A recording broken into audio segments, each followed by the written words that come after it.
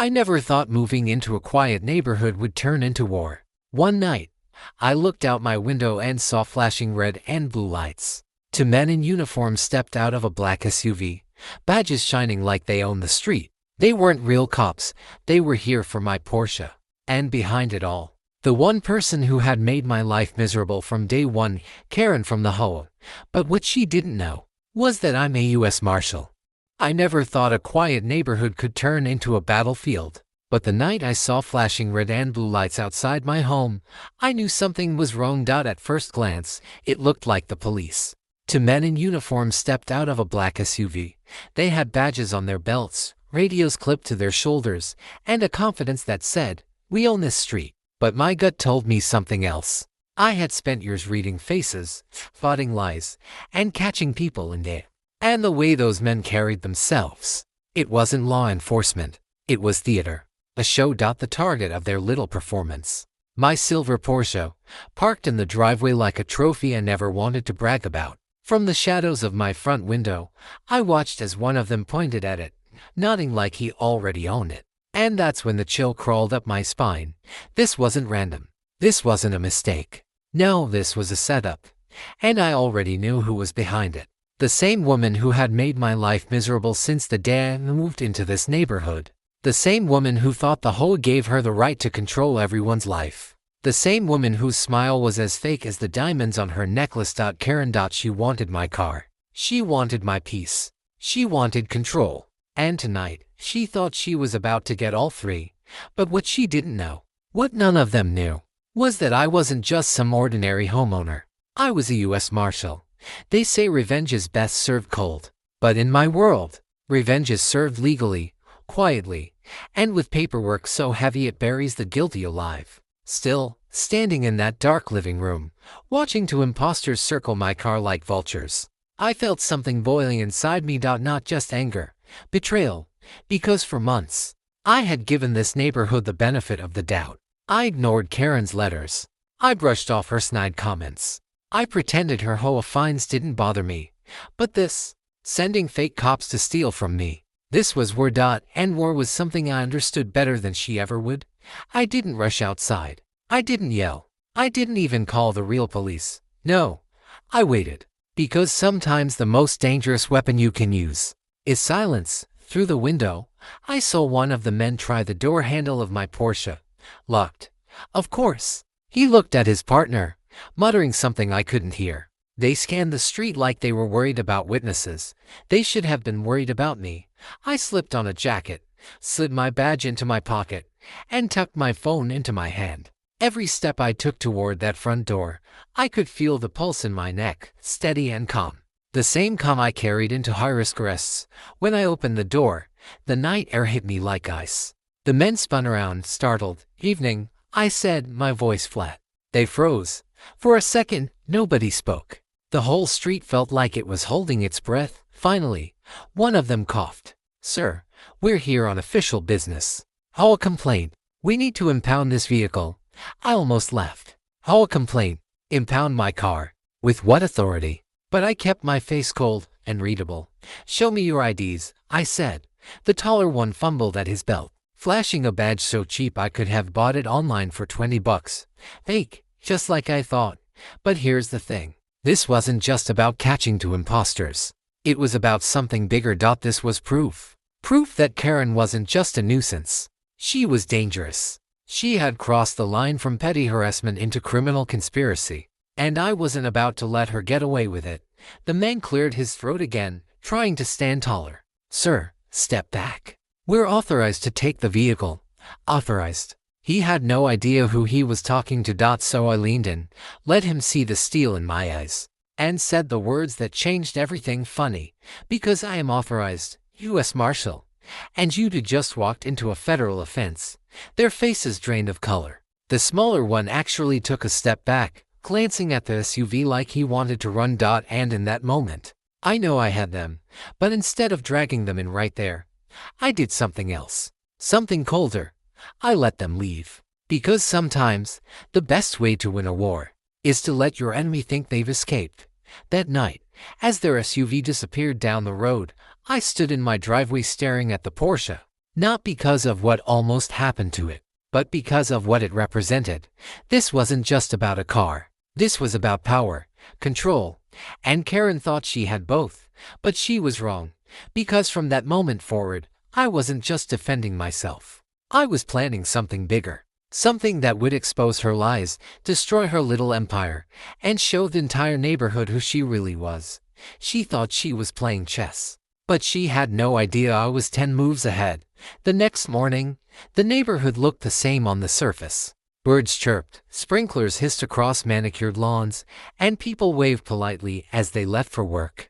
To anyone else, it was just another day in a quiet suburban paradise. But for me, the air was heavy. I could still see those fake cops standing in my driveway, still hear the tremble in their voices when I flashed my badge.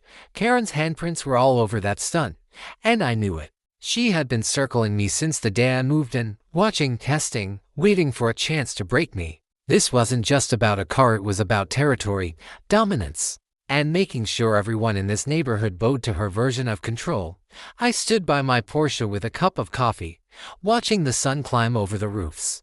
It wasn't just a car, it was my father's dream, something he had saved for but never lived long enough to buy. After his passing, I made sure I honored him by owning it. Every time I drove it, I felt him riding shotgun. And that's what made Karen's move so vile. She hadn't just come after a machine. She had tried to strip away something sacred. The whole meeting was scheduled that evening, and I knew she'd be there. She never missed a chance to flaunt her position as if she were mayor of the block. I decided to attend, though I usually avoided them. I wanted to see her face, watch how she carried herself after last night's failure. When I walked into the community hall, heads turned. Some neighbors nodded politely, some avoided my eyes. Whispers floated in the corners, a mix of curiosity and fear. Karen sat at the front of the room, perched like a queen on her throne. A stack of files in front of her and that trademark smug smile plastered across her face. "Well, look who decided to join us," she said, her voice dripping with false sweetness. "I hope you're here to resolve that little parking violation issue." I didn't reply. I just took a seat near the back, folding my arms, studying her like a hawk. The meeting dragged on with complaints about lawn lengths, garbage bins, and noise levels. Typical HOA business, wrapped in unnecessary drama. Karen thrived on it. Every time she spoke, she used words like authority and compliance, as if she were running a military base, not a suburban street. The crowd nodded along, some out of agreement, others out of fear. Then she brought up me. Now, regarding Mr. Marshal's repeated violations, she began, tapping her pen against the papers. His luxury vehicle continues to be an eyesore, parked in the driveway instead of the garage. It diminishes the uniform appearance of our neighborhood. This has been noted multiple times, and yet no action has been taken.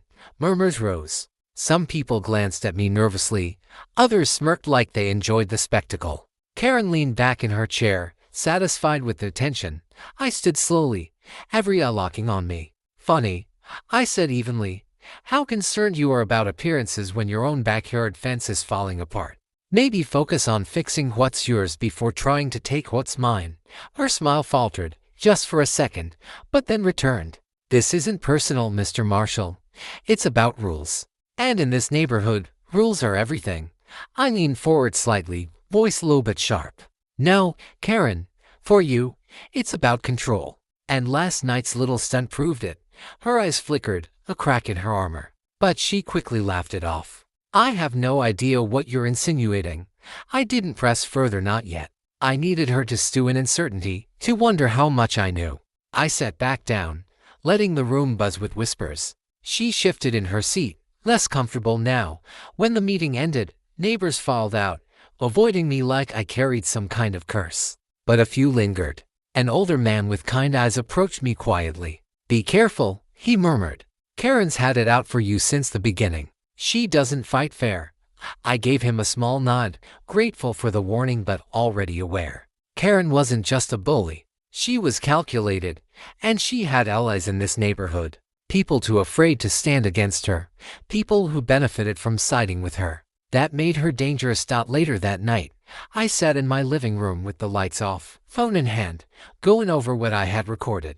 Those fake cops had walked straight into my trap. Everything they said, Every word they stumbled through was on video. It wasn't enough to take them down completely, but it was a start.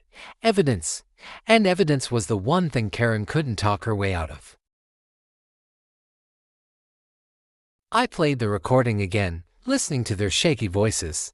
"We're here on official business." HOA complaint. I paused it, a slow smile forming on my lips. They had tied the HOA directly to their scam. Whether they realized it or not, they had just given me leverage. Over the next few days, Karen doubled down. Letters appeared in my mailbox almost daily: warnings, fines, notices of supposed violations. My grass was too long, my porch light was too bright, my mailbox was non-compliant with community standards. Each letter was signed in her looping handwriting, stamped with HOA's seal. She wanted me to snap. She wanted me to fight back publicly so she could play the victim. But I didn't give her the satisfaction. Instead, I smiled, nodded, and tucked each letter neatly into a growing file, because while she was playing games, I was building a case. One afternoon, as I returned from work, I noticed her standing with two of her friends at the end of her driveway. They stopped talking the moment I stepped out of my car, their eyes tracking me like vultures circling prey.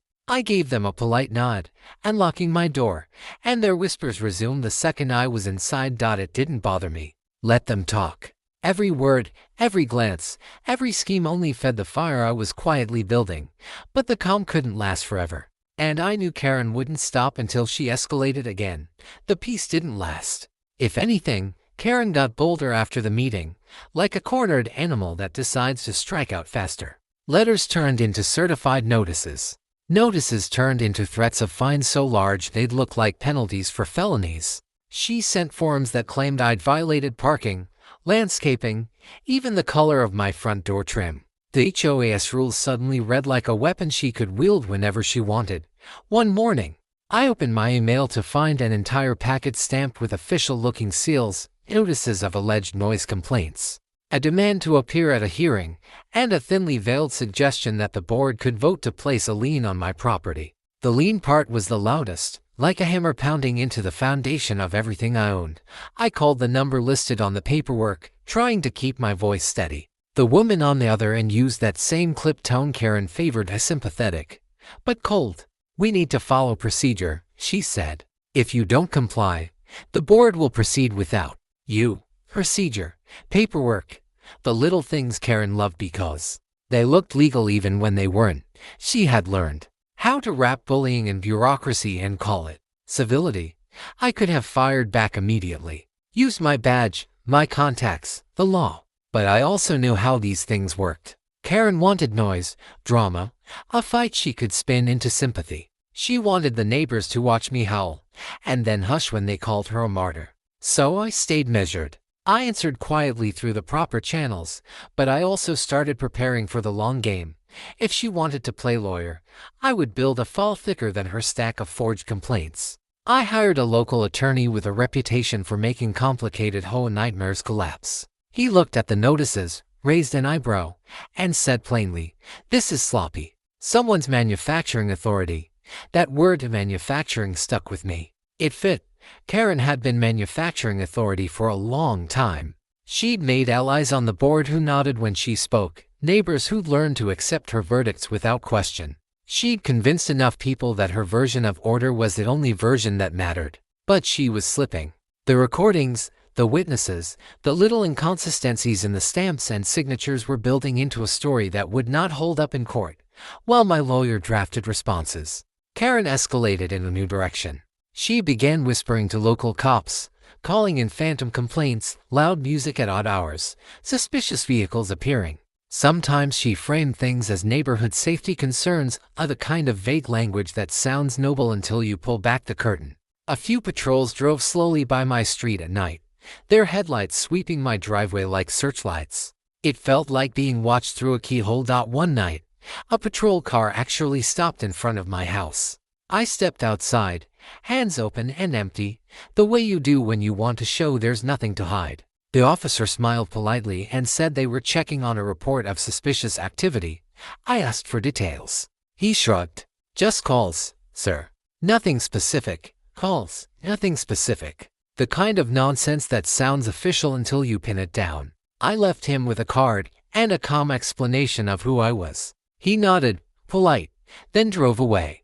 I watched taillights disappear and felt the ugly press of guilt by association settle on my shoulders, not because I'd done anything, but because Karen had spun a web big enough to catch others in it. That was the point. If you surround a person with enough whispers, the weight of them can crush anyone. People start to think maybe the whispers were true. They start to look away. They start to avoid you. I needed allies. Quiet ones. People who still remembered the man who waved, fixed a fence, helped with a plumbing issue, lent a ladder without asking. The trick with bullies like Karen is they rely on inertia. People keep doing what they've always done, nod, go along, and avoid trouble. So I had to shake that inertia. The next day, I visited the older man who'd warned me at the first meeting. He lived alone, a retired teacher named Mr. Hargrove who kept his windows open even in winter. He had stories about the neighborhood, about the way things used to be before Karen moved in, and started cataloging every minor deviation from her ideal. He didn't like conflict, but he liked fairness even less. After I played him the recording, his hands shook. "You recorded this?" he asked, voice small. "Yes," I replied. "And I'll need you to tell what you've seen. Not because I want to fight, but because the truth needs a voice." He sighed, then nodded. "I'll do it. For my wife." She packed up once because of someone like her.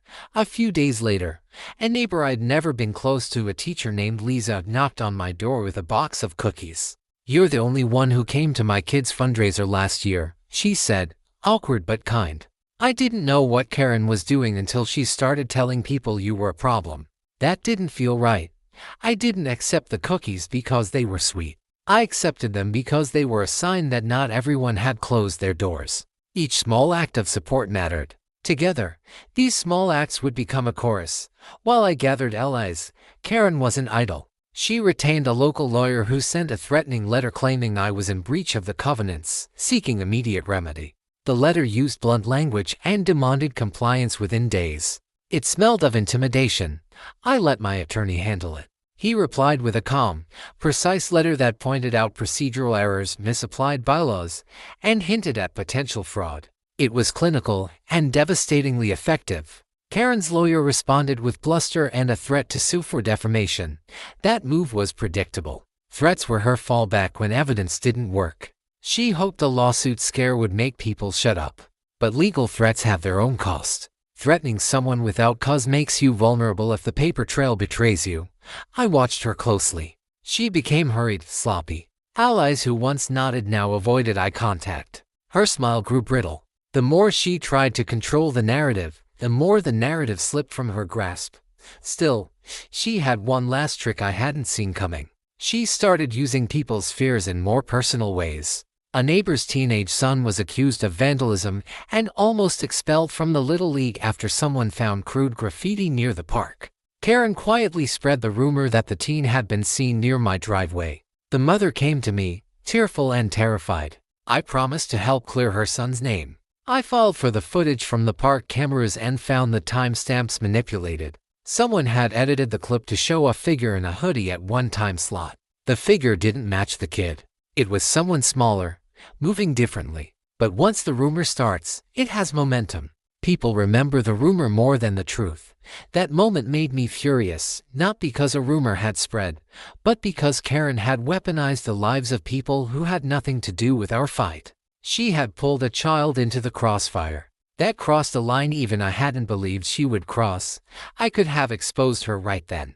I had the footage, the recordings, witnesses. But exposing someone publicly, even when you're right, comes with consequences. I had to be smart.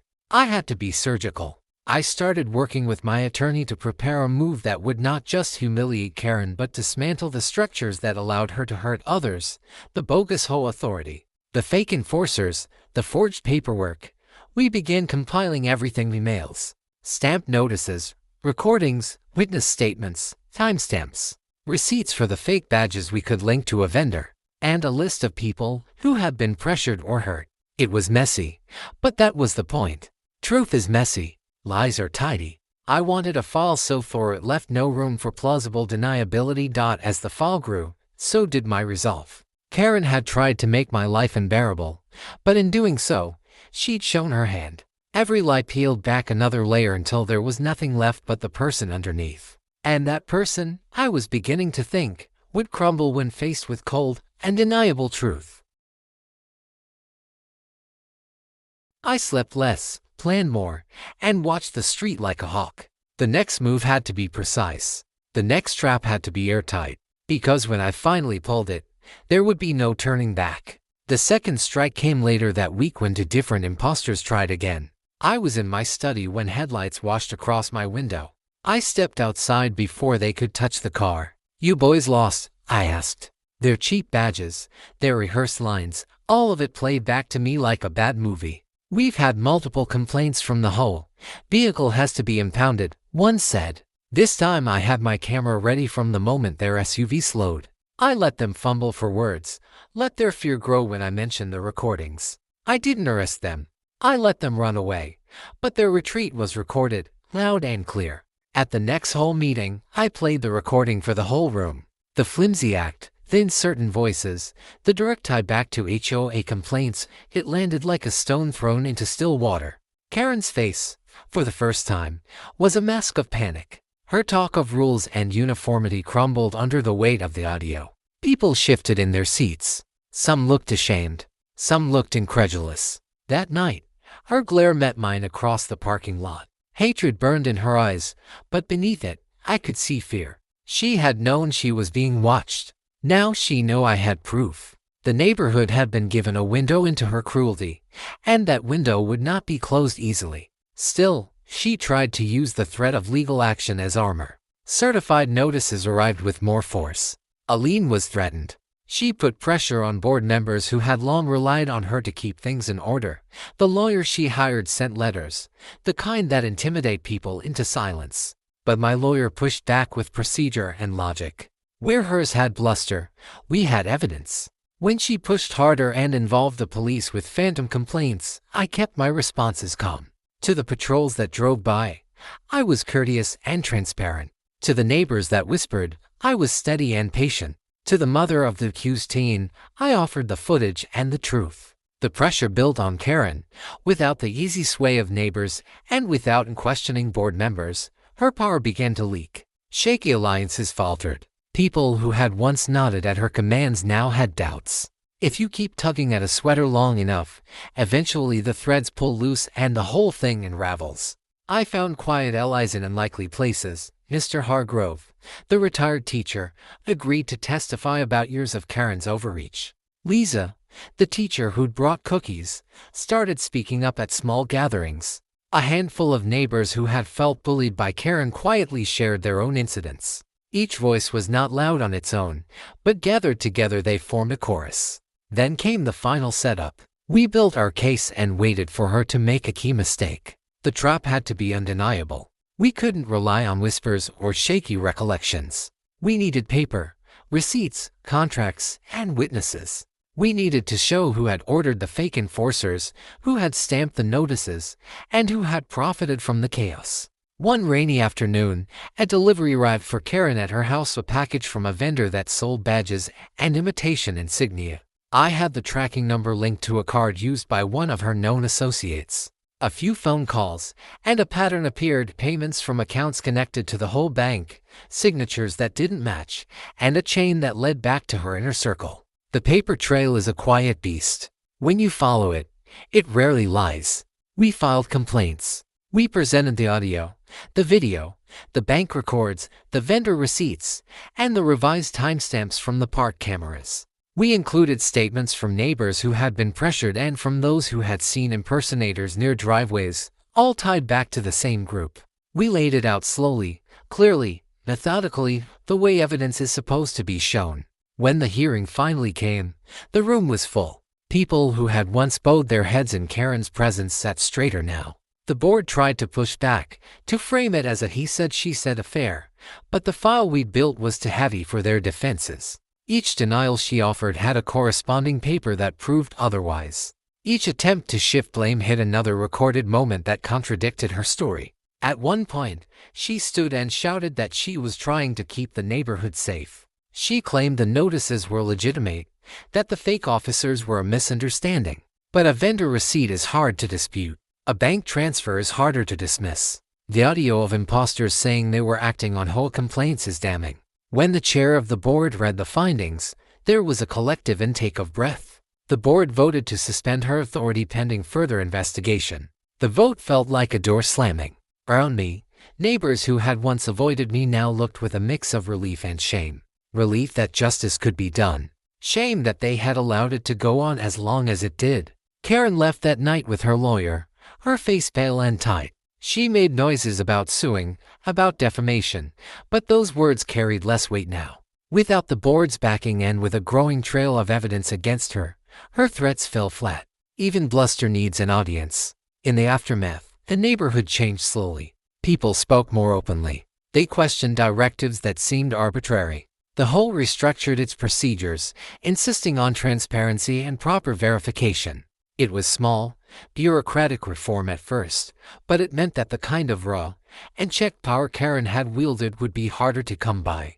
I didn't relish the downfall. I wanted the neighborhood healed, not vindictive. Power corrupts. How many times have we seen that in headlines, in courtrooms, in broken homes? My aim was never to humiliate. It was to stop harm and protect people who had been too afraid to speak. A few months later, life found a quieter rhythm. Kids played near the park again. Neighbors who had once steered clear waved as they passed. The Porsche sat in the driveway, covered in a thin layer of dust some mornings, a quiet reminder of what had been at stake. Mr. Hargrove waved from his window. Lisa sent me a note about a school bake sale. The small kindnesses meant more than any headline. Sometimes, in the dark of night, I still thought about how close we came to losing more than things. Karen's campaign had been about crushing dissent, about making people obedient through fear and paperwork. But once fear is exposed to light, it loses its power. Lies are brittle when held next to proof. I learned a lot from that battle. I learned the value of patience and the danger of rushing to public spectacle. I learned that the quiet collection of truth, timestamps, receipts, videos, witnesses can be more powerful than a shout. I learned that bullies rely on people's unwillingness to act, and that when a few brave voices join, others often follow. And I learned, finally, about forgiveness. Not because I forgave Karen easily. Some things don't deserve quick mercy, but because holding on to hatred eats you alive. In the end, what I wanted was for the neighborhood to be stronger, kinder, less afraid to question authority that smelled of unchecked power. There's a moral buried in all of this. Strength without justice is fragile, but justice without care can become another form of cruelty. We must guard against both. Call out wrongdoing, yes, but do it with measured steps and a firm eye on what will heal rather than simply hurt. When the streetlight flickers on at dusk now, and I walk past my own driveway toward my front door, people nod. Some still look at the Porsche with curiosity. Some see a man who fought back. But most see the small things that matter: a neighbor who helps when gutters leak, who looks after the mail for vacationing friends, who remembers a teacher's name. If I had one last thing to say about what happened, it would be this: bullies find strength in silence. Truth finds strength in voices. Use both wisely. Stand for fairness, not vengeance. When justice is measured and the aim is repair, the whole place, people and streets and small lives has a chance to breathe again.